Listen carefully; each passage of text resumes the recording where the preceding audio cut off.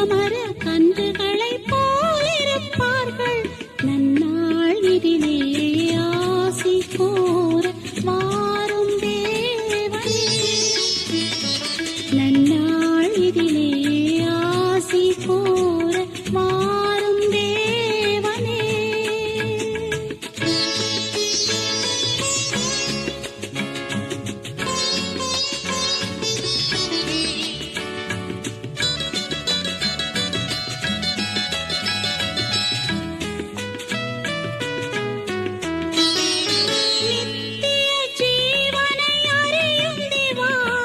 நித்தமும் உம்மை ஆராதிக்க, நித்திய ஜீவனை அறியும் தேவா.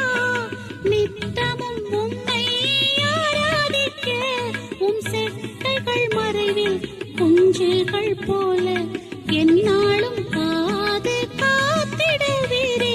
உம் செட்டைகள் மறைவில் குஞ்சுகள் போல எந்நாளும் காது காத்திடுவீரே. நன்னாள் இதிலே ஆசி கோர